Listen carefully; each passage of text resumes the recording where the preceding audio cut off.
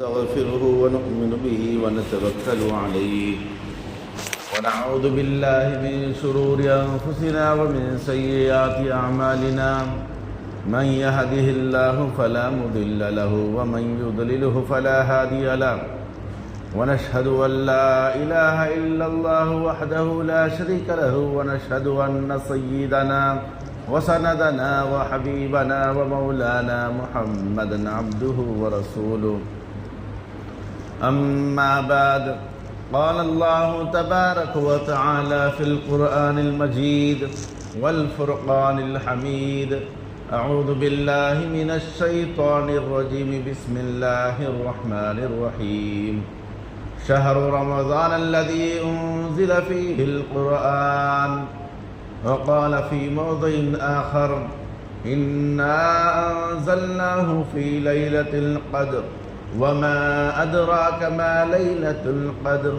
ليلة القدر خير من 1000 شهر. تنزل الملائكة والروح فيها بإذن ربهم من كل أمر. سلام هي حتى مطلع الفجر. قال النبي صلى الله عليه وسلم: الصوم لي. صدق الله مولانا العظيم وصدق رسوله النبي الكريم. نحن على ذلك من الشاهدين والشاكرين والحمد لله رب العالمین. معزز بزرگوں اور عزیز ساتھیوں اور دینی ملی سوچ رکھنے والوں، اللہ رب العزت نے ہمیں بہت ہی مبارک رات عطا فرمائی، اور اس کے اندر اللہ تعالیٰ نے ہم کو صحت و عافیت کے ساتھ رکھا، اور مزید اللہ تعالیٰ ہمیں سب کو صحت و عافیت سے رکھے، کیونکہ آنے والا جو ماہ مبارک ہے، ماہ رمضان مبارک، وہ بڑا ہی مبارک مہینہ ہے. تو اس کی تیاری کے لیے اللہ رب العزت نے کئی دن پہلے ہی آغاز فرما دیا کہ میرے بندے میرے اس مبارک مہینے میں آ رہے ہیں، تو لہذا وہ پاک ہو جائے، وہ صاف ہو جائیں، وہ اپنے گناہوں سے توبہ و تائب ہو جائیں. یہ اللہ رب العزت مومنون سے مطالبہ کر رہے ہیں.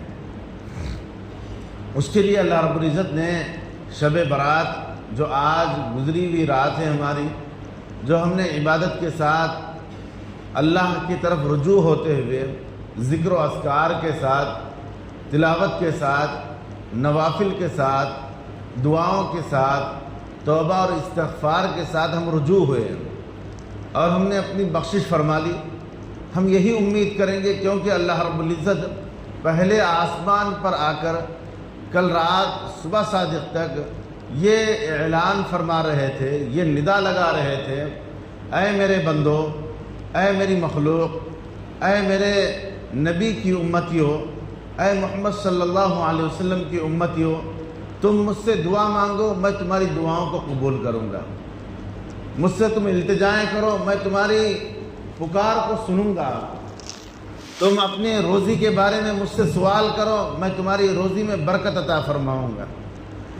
اپنی صحت و سلامتی کے لیے دعائیں کرو، میں تمہیں صحت و سلامتی عطا کروں گا. تم اپنی اولاد کے لیے دعائیں کرو، ان کا نصیبہ اچھا کروں گا. تم اپنے بڑوں کے لیے مغفرت کی دعائیں کرو، میں ان کی مغفرت کروں گا. یہ اللہ رب العزت دعائیں کرتے، اللہ تبارک و تعالیٰ یہ ندائیں لگاتے رہے. تو اس بات میں کوئی شک نہیں کہ جو ہم نے دعائیں کی ہے رات میں، وہ ضرور قبول ہوگی، کیونکہ عام دنوں میں ہمیں یہ امید نہیں تھی کہ ہماری دعائیں قبول ہوگی بھی یا نہیں، کیونکہ ہمارا خلوص، ہمارا اخلاص وہ نہیں رہتا. لیکن پھر بھی ہم سال بھر دعائیں کیے، سال بھر نمازیں پڑھی، سال بھر ہم عبادتیں کیے، لیکن اس میں شک تھا کہ قبولیت کی گھڑی ہے یا نہیں. لیکن کل کی رات جو ہم نے عبادتیں کی ہیں، جو ہم نے دعائیں کی ہے، جو ہم نے اللہ سے التجائیں کی ہے، وہ ضرور قبول ہوگی، کیونکہ خود رب العالمین آسمان دنیا پر آ کر، یعنی پہلے آسمان پر آ کر اللہ تبارک و تعالی بندوں سے کہہ رہا ہے کہ دعائیں کرو، میں قبول کرنے کے لیے میں تیار ہوں۔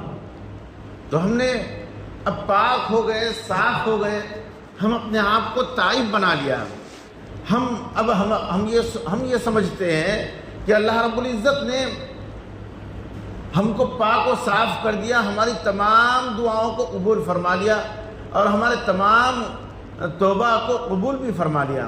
کیونکہ توبہ کسے کہتے ہیں ہمیں یہ بھی دیکھنا ہے، کیونکہ آنے والا جو مہینہ ہے، آنے والا جو مبارک مہینہ ہے، وہ بڑا ہی محتمم بشان مہینہ ہے، جو ہم تو یہ دیکھ رہے ہیں کیونکہ ہماری نظر میں عام مہینوں کی طرح رمضان کا مہینہ ہے، عام دنوں کی طرح رمضان کے ایام بھی ہے، لیکن جو بالغ نظر ہوتے ہیں، جو اللہ تبارک و تعالیٰ نے نبی رحمت صلی اللہ علیہ وسلم کو جو اس کی برکتیں، رحمتیں اور سعادتیں جو عطا فرمائی تھی، اس کی رحمتوں کو دیکھ رہے تھے، اللہ کے نبی صلی اللہ علیہ وسلم فرماتے ہیں کہ اے مومنو، تمہارے پاس ایک ایسا مہینہ آنے والا ہے جو رحمتوں سے بھرا ہوا ہوگا، جو برکتوں سے بھرا ہوا ہوگا، جو اس کی قدر کر لے گا وہ کامیاب ہو جائے گا۔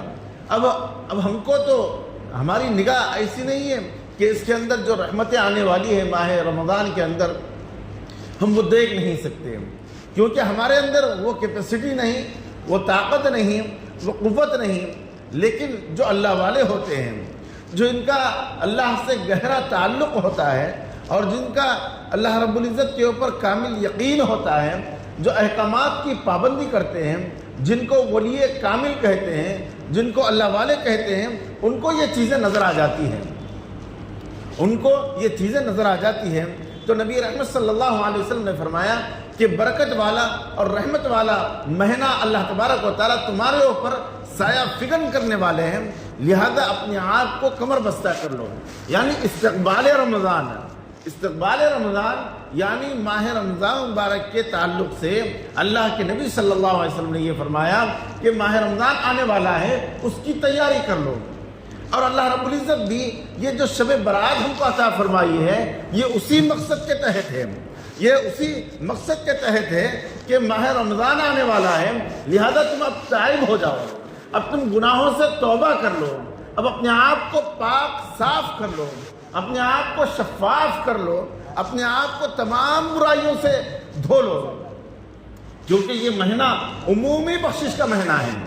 اللہ تبارک و تعالیٰ اپنی رحمت خاصہ تمام انسانوں کے اوپر سایہ فگن فرماتے ہیں، اور اللہ رب العزت نے اس ماہ مبارک کی ایک خاص خوبی رکھی ہے۔ ان خوبیوں کے اندر ایک خوبی یہ ہے کہ اس کے اندر ہر ایک کی مغفرت فرماتے ہیں، ہر ایک کی مغفرت فرماتے ہیں، لیکن احساس ہو اس کو، جس کو کہ میری مغفرت کروا لینا ہے۔ تو جس طریقے سے اس شب برات کا مقصد بھی یہی ہے کہ اللہ رب العزت فرماتے ہیں کہ میرے بندے ان گناہوں سے تائب ہو جائیں، ان گناہوں کو چھوڑ دیں، ان گناہوں سے بری الذمہ ہو جائیں جو گناہوں کے اندر اب تک ملوث تھے۔ خود نبی رحمت صلی اللہ علیہ وسلم جب رجب کا چاند دیکھتے تو ارشاد فرماتے، اے اللہ رجب اور شعبان میں ہمیں برکت عطا فرما، ہماری عمروں کے اندر برکت عطا فرما، اور ماہ رمضان جو آنے والا ہے اس کی رحمتیں اور برکتیں اور سعادتیں ہم سب کو نصیب فرما۔ یہ اللہ کے نبی صلی اللہ علیہ وسلم یہ دعا فرمایا کرتے تھے۔ تو اس کا مطلب کیا ہوا؟ اس کا مطلب یہ ہوا کہ آنے والا جو مہینہ ہے بہت ہی شان والا مہینہ ہے۔ اللہ تعالیٰ نے ہم کو صحت دی ہے، سلامتی دی ہے، قوت دی ہے، اور کچھ کر گزرنے کا جو ارادہ ہمارے اندر ہے، جو طاقت ہمارے اندر ہے، وہ بھی اللہ تعالیٰ نے ہم کو عطا فرمائی ہے، لہذا ہم کچھ کر سکتے ہیں، ہم کچھ بن سکتے ہیں، ہم اپنے آپ کو کچھ بنا سکتے ہیں۔ اب اس کے لیے ہمیں کیا کرنا ہوگا؟ اس کے لیے ایسے لوگ جو اللہ کی طرف تائب ہوتے ہیں، اللہ کی طرف رجوع ہوتے ہیں، اللہ تعالیٰ معاف فرماتا ہے، لیکن چند ایسے لوگ بھی ہوتے ہیں جن کی ان متبرک راتوں کے اندر بخشش نہیں ہوتی۔ اور اس جو ماہ مبارک آنے والا ہے، جو پورا کا پورا مہینہ برکت والا ہے، پورا کا پورا مہینہ اللہ تبارک و تعالیٰ جہنمیوں کو نکال کر جنت میں ڈالتے ہیں، یعنی جو امت محمدیہ کے افراد جہنم میں ہیں ان کو اللہ تبارک و تعالیٰ جہنم سے نکالتے ہیں اور جنت میں ڈالتے رہتے ہیں۔ یہ اللہ تبارک و تعالیٰ کی عمومی بخشش کا فیصلہ چلتے رہتا ہے پورا مہینہ، اور اس کے اندر ایسی رحمتیں ہوتی ہیں، ایسی برکتیں ہوتی ہیں کہ جو اللہ تبارک و تعالیٰ نے جس کو یہ کشش اور اس کی رحمتوں کا چسکا لگاتے ہیں وہ اس سے خوب لطف اندوز ہوتے ہیں۔ ہمارے اکابرین میں بہت اللہ والے گزرے ہیں۔ مولانا حسین احمد مدنی رحمۃ اللہ علیہ، ان کے بارے میں آتا ہے کہ جب وہ مدینہ منورہ میں جو بیت اللہ شریف کے اندر حدیث شریف کا درس دیا کرتے تھے، تو مولانا عبدالحق مدنی رحمۃ اللہ علیہ، وہ بھی ایک عالم دین ہیں، انہوں نے کہا حضرت میں آج آپ کے ساتھ روزہ افطار بھی کروں گا اور سحر بھی کروں گا۔ رمضان کا مہینہ تھا، رمضان شریف چل رہا تھا، تو حضرت مولانا عبدالحق صاحب اپنا توشہ دان لے کر تشریف لائے۔ جیسے افطار کا وقت ہوا، افطار کے وقت حضرت نے کہا حضرت تشریف لائیے، تو حضرت حسین احمد مدنی رحمۃ اللہ علیہ نے بے نیازی سے کہا کہ آپ اپنا توشہ کھائیے، میں افطار کھجور سے کر لیتا ہوں۔ بس صرف ایک کھجور سے حضرت مدنی رحمۃ اللہ علیہ نے افطار کیا اور اس کے بعد نوافل میں لگ گئے۔ مغرب کی نماز ادا کی اور اس کے بعد نوافل میں لگ گئے۔ عشاء کا وقت قریب ہو گیا، میں نے بڑی ہی اصرار کیا، یعنی عبدالحق صاحب رحمۃ اللہ علیہ فرماتے ہیں میں نے بہت اصرار کیا تو بڑی ہی فراخ دلی کے ساتھ کچھ لقمے کھائے، کچھ تھوڑا بہت کھایا۔ اس کے بعد نماز عشاء ہوئی، تراویح ہوئی، اور تراویح کا وقت جیسے ہی گزرا اس کے بعد حضرت مدنی رحمۃ اللہ علیہ نے رمضان مبارک کے اس ایام کے اندر انہوں نے پوری رات تہجد تک نمازوں کے اندر، عبادات کے اندر، ذکر و اذکار کے اندر، تلاوت کے اندر گزار دی۔ میں آرام کرنے لگا، یعنی حضرت مولانا عبدالحق صاحب رحمۃ اللہ علیہ فرماتے ہیں کہ میں آرام کرنے لگا۔ جب سحر کا وقت آیا تو حضرت مولانا حسین احمد مدنی رحمۃ اللہ علیہ نے مجھے اٹھایا اور کہا، کیا کہا؟ آپ سحر کر لیجئے، یعنی سحر کریں گے نہیں، فرمایا سحر کر لیجئے۔ تو میں نے سحر کر لیا۔ حضرت مدنی نے کچھ سحر نہیں کیا، بس وہی جو بے نیازی سے جو شام میں کھایا تھا میرے ساتھ، بس وہی کافی ہو گیا۔ یہ تھا اللہ والوں کا ذکر کہ وہ لوگ اس انداز سے ماہ رمضان کو گزارتے تھے۔ لیکن آج ہمارا ماحول کیسا ہے، ہم دیکھتے کیسے ہیں ماہ رمضان کو؟ جب ماہ رمضان آ جاتا ہے تو ہم یہ سوچتے ہیں کہ کھانے کا موسم آ گیا ہے، طرح طرح کی غذاؤں کا ہم انتظام کرتے ہیں، طرح طرح کے کھانوں کا ہم انتظام کرتے ہیں، طرح طرح کے فروٹ ہم لے کر آتے ہیں۔ حالانکہ اللہ تبارک و تعالیٰ غذاؤں کو بڑھا دیتے ہیں اس کے اندر، لیکن ہم اسی کے اندر پڑ جاتے ہیں، ہم اسی کے ہو کر رہ جاتے ہیں۔ ہمیں نہ عبادات کا شوق ہوتا ہے، نہ ذکر و اذکار کا ہمیں فکر ہوتی ہے، اور نہ ہی کوئی عبادت کرنے کا ہمیں شوق پیدا ہوتا ہے۔ کیوں کیسے پیدا ہو سکتا ہے؟ کیونکہ ہم سیراب ہو کر کھاتے ہیں، ہم شکم سیر ہو کر کھانا کھاتے ہیں، ہم پیٹ بھر کر کھانا کھاتے ہیں۔ تو عزیز ساتھیوں، جو روزے کا حاصل ہے، جو روزے کا حاصل یہ ہے کہ کچھ فقر و فاقے کی نوبت اس کو سمجھ میں آ جائے انسان کو، جیسے بھوک کی کچھ تڑپ اس کو محسوس ہو جائے، جس کے بعد وہ اللہ کی طرف رجوع ہو، اللہ کی طرف رجوع ہو، عبادت کرنے میں شوق پیدا ہو، اللہ کی طرف مائل ہونے میں اس کو لطف اندوز ہونے کا مزہ آئے۔ یہ اللہ تبارک و تعالیٰ چاہتے ہیں۔ لیکن ہم سحر میں بھی اور افطار میں بھی ایسے فارغ ہو کر کھاتے ہیں کہ ہم اندازہ نہیں لگا سکتے۔ تو الغرض عزیز ساتھیوں، یہ مہینہ جو آنے والا ہے ماہ رمضان مبارک کا، یہ مہینہ مکمل عبادت کا مہینہ ہے، مکمل اللہ تبارک و تعالیٰ کی طرف رجوع ہونے والا مہینہ ہے۔ اسی طریقے سے حضرت مولانا زکریا صاحب رحمۃ اللہ علیہ بہت بڑے اللہ والے گزرے ہیں، ان کی کئی ایک کتابیں پڑھی جاتی ہیں، ان میں سے ایک فضائل اعمال کے نام سے، جس کے اندر خود حضرت فرماتے ہیں کہ میری عورتوں کا حال یہ ہے، گھر کی عورتوں کا حال یہ ہے، رمضان مبارک میں ایک دن میں ایک قرآن شریف مکمل کر لیا کرتے تھے۔ یعنی عورتوں کا عالم یہ ہے، یعنی جن کے اندر ماہ رمضان مبارک کی قدر ہوتی ہے، جن کے پاس ماہ رمضان مبارک کی عظمت ہوتی ہے، وہ لوگ ایک ایک لمحے کی قدر کرتے ہیں، ایک ایک وقت کی قدر کرتے ہیں۔ لیکن آج دیکھیں ہم کہ صبح ہم جب سحر کرتے ہیں، بڑے ہی سکم شیر ہو کر سحر کرتے ہیں، اس کے بعد نماز ہوئی یا نہیں ہوئی، بس ہم ویسے ہی سو جاتے ہیں۔ پھر نماز پڑھ کر فارغ ہو کر آ کر جو ہم سو گئے تو پھر ہم ڈیوٹی پر اٹھتے ہیں 10 بجے 11 بجے 12 بجے. بعض لوگ جو ڈیوٹی سے فارغ ہوتے ہیں وہ لوگ تو پورا دن آرام کرتے ہیں, نمازوں کی کوئی پرواہ نہیں ہوتی. لہذا ہم اس بات کی فکر کرنا ہے ان ایام کے اندر, اس بات کی کوشش کرنا ہے کہ جو آنے والے ایام ہیں ان کے اندر ہم ابھی سے پابندی کریں, ابھی سے ہم فکر کریں کہ رمضان مبارک آنے والا ہے, اس کی تیاری ہمیں کرنا ہے.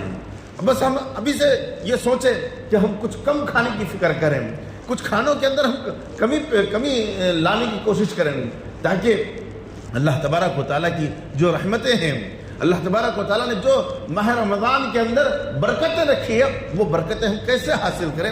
اب اس کے لیے ہمیں یہاں سے کوشش کرنا ہے. تو الغرض عزیز ساتھیوں, اور ابھی ہمارا حال یہ ہوتا ہے کہ جو ہمارا نوجوان طبقہ ہوتا ہے وہ کھانوں اور ہمارے گھر کے اندر بھی کھانے پکانے کے اندر صرف ہو جاتے ہیں, اور اسی طریقے سے بعض جو ایمان والے ہوتے ہیں اور ایمانی قوت جن کے اندر ہوتی ہے وہ تو نمازوں کا اہتمام بھی کرتے ہیں, تراویح کا بھی اہتمام کرتے ہیں, ذکر و اذکار کا بھی اہتمام کرتے ہیں. لیکن عموماً یہ دیکھا جاتا ہے کہ بڑی ہی مشکل سے روزہ افطار ہوتا ہے, پھر کھانوں کی طرف لپک جاتے ہیں. اسی کے ساتھ ساتھ ہمارا معمول یہ ہوتا ہے کہ رات بھر ہم جاگتے ہیں, نہ تراویح کا احساس ہوتا ہے عمومی طور پر, نہ ہی تراویح پڑھنے کی فکر ہوتی ہے, نہ ہی تلاوت کا شوق پیدا ہوتا ہے, جس کی وجہ سے ہمارا نوجوان طبقہ اور جو بڑے لوگ ہیں وہ بھی عموماً راتوں کے اندر جاگتے ہیں, ادھر ادھر ٹھیٹی ٹھاٹا کرتے ہیں. حالانکہ اللہ تبارک و تعالیٰ اس ماہ مبارک کے ہر لمحے کے اندر رحمت برساتے ہیں, رحمت کی سایہ ہم تمام انسانوں کے اوپر سایہ فگن کرتے ہیں. لیکن کون ایسا بدبخت ہوگا, کون ایسا نامراد ہوگا جو اس مبارک راتوں کے اندر ان مبارک راتوں سے فائدہ نہ اٹھائے, ان مبارک ایام سے فائدہ نہ اٹھائے, ان مبارک گھڑیوں سے استفادہ نہ کرے. کون ایسا ہو سکتا ہے؟ لیکن اللہ کے نبی صلی اللہ علیہ وسلم نے ایسے لوگوں کی بھی نشاندہی فرمائی ہے. لہذا ہم آج ہی سے ان چیزوں کی طرف توجہ کریں, ان چیزوں کا ہم جائزہ لیں کہ اللہ تبارک و تعالیٰ نے کیسے لوگوں کی نشاندہی کی ہے. ہم ان سے گریز کرنے والے بن جائیں, ان سے پرہیز کرنے والے بن جائیں, ان چیزوں سے رکنے والے بن جائیں, تاکہ آنے والا جو مہینہ ہے ماہ مبارک, ماہ رمضان مبارک, جو متبرک مہینہ ہے, اس کے اندر اللہ تبارک و تعالیٰ سایہ, اپنی رحمت کا سایہ تمام انسانوں کے اوپر, زمین والوں کے اوپر اپنا سایہ فگن کرتے ہیں. رحمت کا سایہ جس کے اندر برکتیں ہی برکتیں ہوتی ہیں, سعادتیں ہی سعادتیں ہوتی ہیں. لہذا کون ایسے لوگ ہوتے ہیں جو ان چیزوں سے برکت حاصل نہیں کرتے اور اپنی مغفرت کا فیصلہ نہیں کرتے, کیونکہ اللہ تبارک و تعالیٰ نے اس ماہ مبارک کے اندر ایک ایسی رات رکھی ہے جو 1000 مہینوں سے عبادت سے افضل ہے. 1000 مہینوں کی عبادت سے وہ رات افضل ہے, وہ ہے شب قدر, جس کو اللہ تبارک و تعالیٰ نے کلام پاک میں فرمایا اِنَّا أَنزَلْنَاهُ فِي لَيْلَةِ الْقَدْرِ وَمَا أَدْرَاكَ مَا لَيْلَةُ الْقَدْرِ لَيْلَةُ الْقَدْرِ خَيْرٌ مِّنَ أَلْفِ شَهْرٍ. یعنی یہ رات 1000 مہینوں سے بہتر رات ہے. تو لہذا اس رات کے اندر اللہ تبارک و تعالیٰ کیا فرماتے ہیں, لیلۃ القدر خیر من الف شہر تنزل الملائکۃ والروح فیہا باذن ربہم من کل امر سلام ہی حتی مطلع الفجر. اس رات کے اندر ملائکہ تشریف لاتے ہیں اور وہ مومنین سے ملتے ہیں, ملاقاتیں کرتے ہیں اور ان کی بخشش کرتے ہیں, اور یہ پوری رات رہتا ہے صبح صادق تک. لیکن جس سے ملائکہ ملتے ہیں, مصافحہ کرتے ہیں, اس کی بخشش ہو جاتی ہے, اس کی مغفرت ہو جاتی ہے, اور عموماً بخشش کا اللہ تبارک و تعالیٰ فیصلہ فرماتے رہتے ہیں. لیکن 6 لوگ اور بھی بعض روایتوں میں اور بھی زیادہ تعداد آئی ہے, وہ لوگوں کی اس رات کے اندر مغفرت نہیں ہوتی.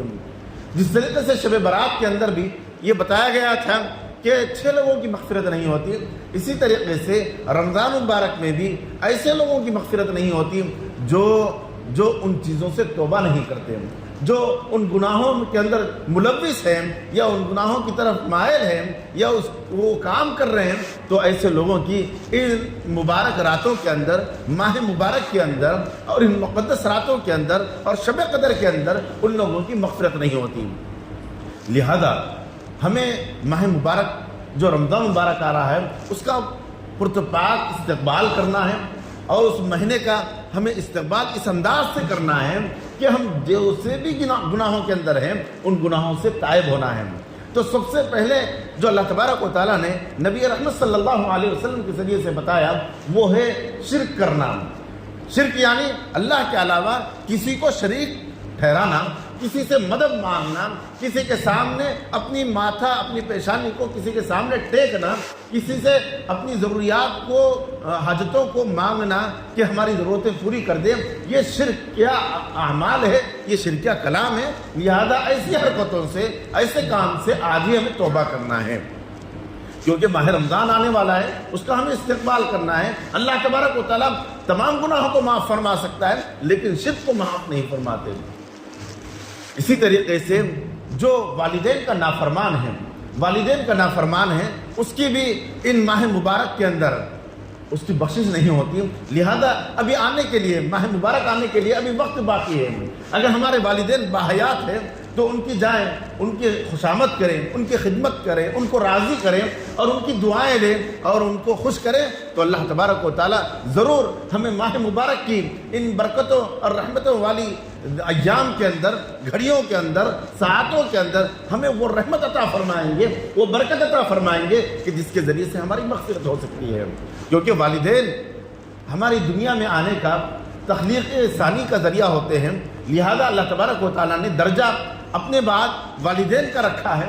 لہذا والدین کیسے بھی ہو، ان کی خدمت کرنا اور ان کی تابعداری کرنا، ان کی خدمت کرنا یہ ہمارے اوپر لازمی ہے۔ حالانکہ اگر والدین مشرک ہو، حضرت اسماء رضی اللہ تعالیٰ نبی رحمت صلی اللہ علیہ وسلم کی خدمت میں حاضر ہوئی اور کہا، اے اللہ کے نبی صلی اللہ علیہ وسلم، میرے لیے کیا حکم ہے کہ میری ماں وہ کافرہ ہے اور وہ ضعیف ہے اور وہ بیمار ہے، میرے لیے کیا حکم ہے؟ تو اللہ کے نبی صلی اللہ علیہ وسلم نے فرمایا، اے اسماء، تیرا حکم یہ ہے کہ اس کا کفر اس کے ساتھ ہے، لیکن تمہارے اخلاق اور تمہارا ایمان یہ ہے کہ تم اپنے والدین کے ساتھ خدمت کے ساتھ پیش آؤ اور ان کی خدمت کرو، ان کے لیے کیا ضرورت کی چیزیں ہیں وہ ضرورت پوری کرو، تاکہ یہ تمہارا فرض ہے، یہ تمہارا فرض ہے کہ تم ان کے ساتھ اچھائی کا رویہ کرو، اچھائی کا معاملہ کرو۔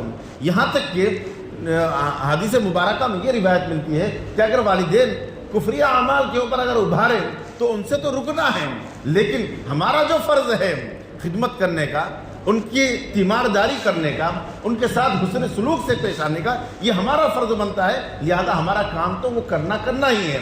اسی کے اندر ہماری نجات بھی ہے اور ہماری کامیابی بھی ہے۔ جب ہمارے والدین تو الحمدللہ ایمان والے ہیں اور ایمان کی سلامتی ہم دونوں کے اندر موجود ہے، لہذا ہمارا فرض بنتا ہے کہ ہم ان کی خوب خدمت کریں۔ اگر وہ بیمار ہیں یا پریشان ہیں تو ان کی پریشانی میں ساتھ دیں، ان کی بیماری میں ان کی تیمارداری کریں، ان کو دوا دارو کا اہتمام کریں، ان کے ساتھ حسن سلوک سے پیش آئیں۔ اسی میں ہماری نجات ہے، کیونکہ یہ ماہ مبارک جو آنے والا ہے یہ بہت بڑا متبرک مہینہ ہے۔ اس کے اندر اللہ تبارک و تعالیٰ ہماری عمومی بخشش کا فیصلہ فرمانا چاہتے ہیں، ہمیں معاف فرمانا چاہتے ہیں، ہماری مغفرت کرنا چاہتے ہیں، لیکن کس کے لیے؟ جس کے والدین جس سے راضی ہے۔ اللہ کے نبی صلی اللہ علیہ وسلم فرماتے ہیں، رضا ربی فی رضا الوالدی، جس کے والدین بچے سے خوش ہے تو اللہ تبارک و تعالیٰ اس بچے سے بھی خوش ہے۔